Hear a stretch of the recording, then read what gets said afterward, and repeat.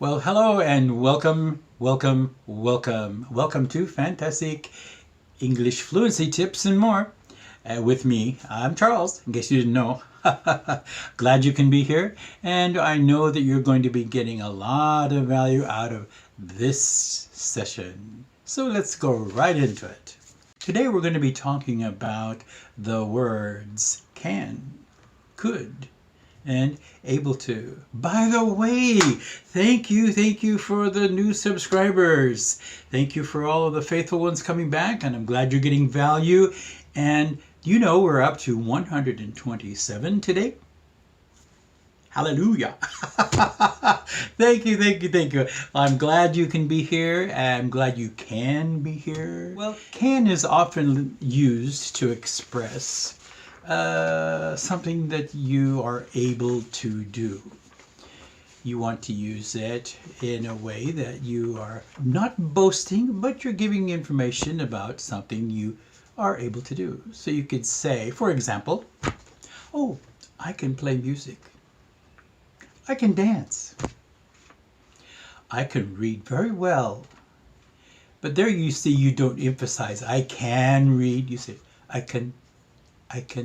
It's de-emphasized, but that's the way you would say it there. Let's go to another usage for can.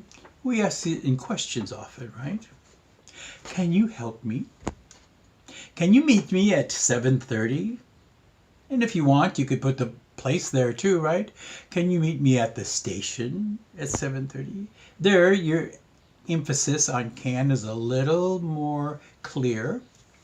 You want to say it, can you, because you're requesting, you're asking. Or you can also give information in that way. It doesn't have to be a question. I can be at the station at 7:30 to meet you. You see, we're using can the same way there. I can be there at 7:30. You're making a very clear statement, so you can say that can very clearly. And there are two negative forms you can use for can. It would be, do you know what they are? You can't think of them? No, I cannot. Well, you're right. Can't and cannot. That's good. You did very well there. So let's go to the next word I want to talk about today, and that is could. Could I ask you a question? Yes, could is used in formal requests most commonly. Also, you can use could in past, quite a long time ago, past abilities. For example, when I was a child, I could shoot the bow and arrow very good. Maybe not now, but when long ago when you could, then you use could in the past tense. However, I want to give a little bit of a point of, how do you say that in Japanese? It was that chui. How to say that in English? Let me see. I want to give you a special pointer on how not to use it. Okay? Don't say, yesterday I could go to the supermarket. Sorry. This is very commonly used by many people in that incorrect form. Please change that. Don't tell me you could go to the supermarket yesterday. You can please tell me, I went to the supermarket, or I got to go to the supermarket, or I was able to go, but could is not used there. Okay, I'm sure you'll remember that. I'll mention that to you again later before we close. But let's go on to another usage here. Of course, you know the negative form of could is couldn't. That stands for could not, as you know. But we don't often say could not.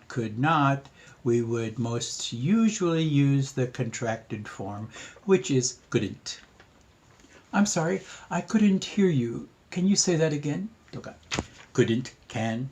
There, we use them all the time. Oh, I'm sorry, I'm not able to. Well, anyway, let's continue on here. Sorry to play around. I hope you're following. Is that okay? So we're going now to the next phrase, which is be able to. This is a very good phrase to know how to use in the proper situation. It can almost always be used in place of can or could.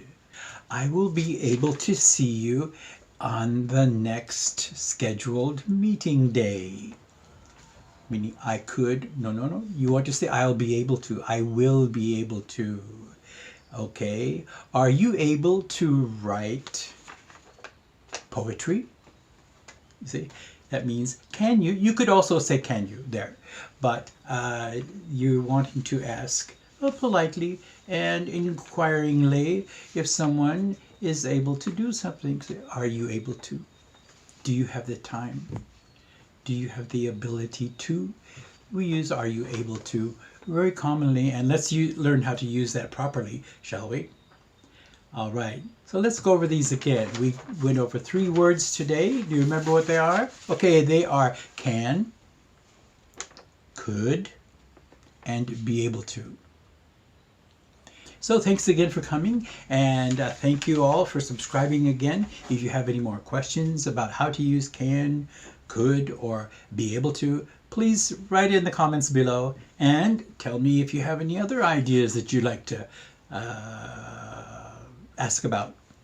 You can ask me anything you would like to, and if I'm able to, I'd be glad to share it with you. And if you could, please tell a friend. And if you would click the like button. Yes, and please do turn on your notifications so that you can get more of these treasure tips out of my treasure chest. I have a treasure chest overflowing for you. Look at the other videos that you haven't watched yet.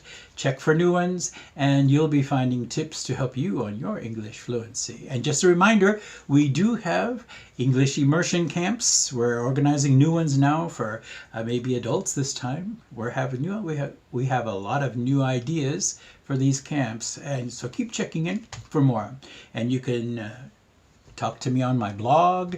You can look at my lifestyle tips and links to wonderful products for your life. And there's a lot of information coming to you from here.